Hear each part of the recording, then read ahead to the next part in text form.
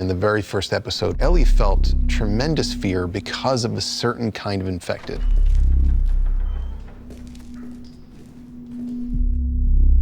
What the fuck is that? I think it's a smart one. And here in Seattle, they encounter 11 of them, which means death.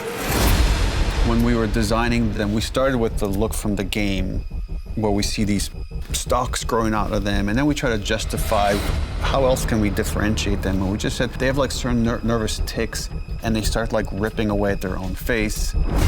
The idea really is that they're all self-inflicted wounds on their face. There'll be a couple of guys who might have green areas that VFX will then be painting out. It was always important that these things never just purely feel like monsters, that you see the humanity underneath all of them. And often when we look at these sets or these designs of our infected, that's the kind of balance we're trying to strike between the different elements. I'm gonna lure as many as I can. You're gonna run in there, secure the gate, secure however you can, and stay in there. Dina, I can get bit a lot. You can't. Do as I say. Whenever I approach an action sequence, I start by connecting myself with that childish part of myself that likes to play act. I really love Stephen Williams. He opens the floor in blocking. It's just like, go for it. It's very much like led by instinct. And so I start by imagining what I would do if I were Ellie. And we have an incredible stunt team, and together we start shaping all the beats of what that action sequence is going to be like. And start talking about how to actually photograph those in a way that's dramatically compelling, but also safe. 3, 2, 1, action! For us stunt people, getting hit and getting tackled to the ground is like the least hardest for us to do.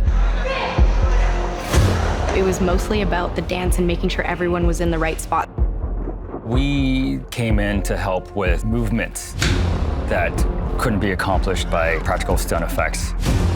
So we come in to tie that in so the movements of our stalkers are more grounded.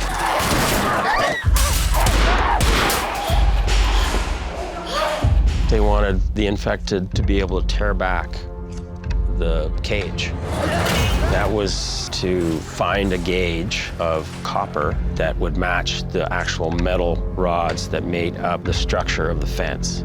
So it looks like one fence. To make that look seamless, that's pretty cool.